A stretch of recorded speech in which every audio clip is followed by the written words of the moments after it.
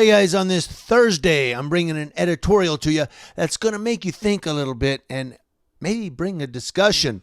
It's two autopsies that were done, and they don't say the same thing. And it's dealing with a death in police custody. What am I talking about? Let's get to it. Thank you, AZ Central, for this story. An autopsy commissioned by the family of the 27-year-old man who died in Tucson police custody in April found that he likely suffocated to death. Carlos Adrian Ingram Lopez, 27, died after he was restrained by Tucson police on April 21st. Body-worn camera footage of the incident shows. Get on the ground. Man, I'm sorry, dude. All right. Oh, man. Please, get on the ground. Okay, please. Please. Get on your stomach now. Okay.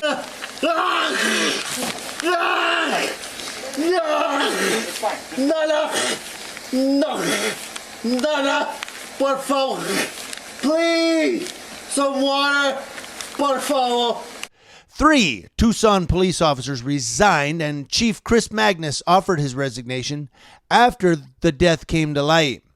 The original autopsy report, released by the Pima County Medical Examiner, published June 24th, ascribed the death to sudden cardiac arrest in the setting of acute cocaine intoxication and physical restraint. However, Dr. Philip Keene, the former appointed medical examiner in Maricopa and Yavapai counties, who conducted the family-commissioned autopsy, concluded that the influence of cocaine was not a dominant factor in Ingram Lopez's death. Rather, his report concluded that Ingram Lopez's death is most consistent with asphyxia due to compromised airway, which is best explained by a face-down position restricting his breathing. The placement of his hands behind his back in handcuffs could have further contributed to asphyxiation, Keene said in the report. Ingram Lopez's family commissioned Dr. Keene before receiving the results of the county coroner's autopsy findings, said their lawyer, Eduardo Coronado.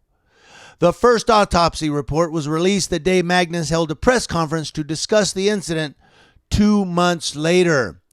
Magnus quoted the medical examiner's autopsy report, citing the cocaine found in Ingram Lopez's system and his pre-existing enlarged heart. He noted that because the report did not give an official manner of death, it really is irresponsible and unfair for anyone to conclude that Mr. Ingram was murdered by the police or that he died at the hands of the police.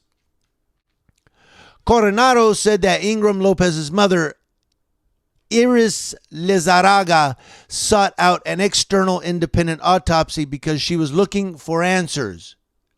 Until Magnus's public statements on June 24th, they had not seen the body-worn camera footage of the incident that had ended with officers and EMTs administering Narcan and performing CPR on the concrete floor of their garage. The family commissioned the report to figure out the truth so that there would be justice, Coronado said. When it came back last week, their reaction is that they were getting some answers. Coronado noted that Keene's autopsy contradicts that of the county medical examiner by stating that the presence of cocaine was not a dominant factor in Ingram Lopez's death. The second report also didn't mention Ingram Lopez's enlarged heart in the cause of death at all. Having seen the footage of his death as well as the different conclusions of the independent autopsy, Coronado said that he believes the officers played a more active role in Ingram Lopez's death.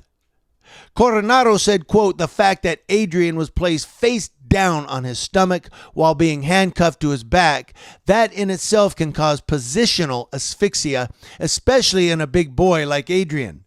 That was not the case in Adrian's case. He had approximately 600 pounds of compression on his back from 3 officers. Coronado alleged that the weight from the officers leaning on his body, as well as the 2 blankets and spit sock they placed over his head, contributed to Ingram Lopez's suffocation. The most important part was Adrian in the beginning. He said, I'm sorry. He raised his hands and got on his knees and his back, Coronado said. He went on to say he complied with every single command by the police, and they still held him in that position on top of him for approximately 12 minutes. The Tucson Police Department declined to comment on these allegations, saying they have not seen or reviewed the second autopsy report. The county attorney's office has seen the family commissioned autopsy and forwarded it along to the medical examiner's office, said Chief Criminal Deputy David Berkman. Berkman called the autopsy, the outside autopsy, uncommon, noting that this is the first time he's seen a family commission a freelance medical examiner. Berkman said the only thing that I can comment on is that it's a different conclusion that was come to by the office of the medical examiner. We'll consider it and we'll look at it and we'll investigate it. What does consider it mean?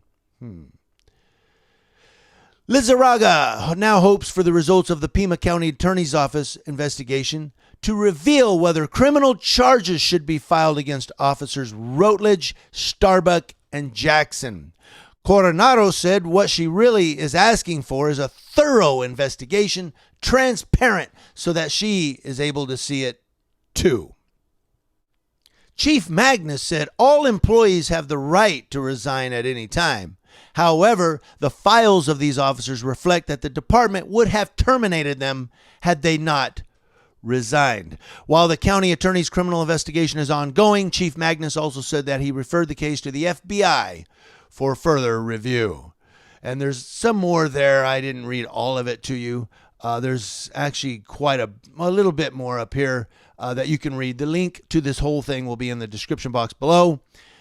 There are so many questions in this story here, but God bless them for commissioning a freelance doctor who will came in and did the medical exam.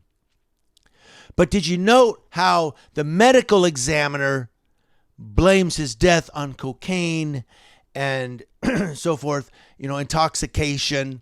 Because who does the medical examiner work for? Who do the police work for?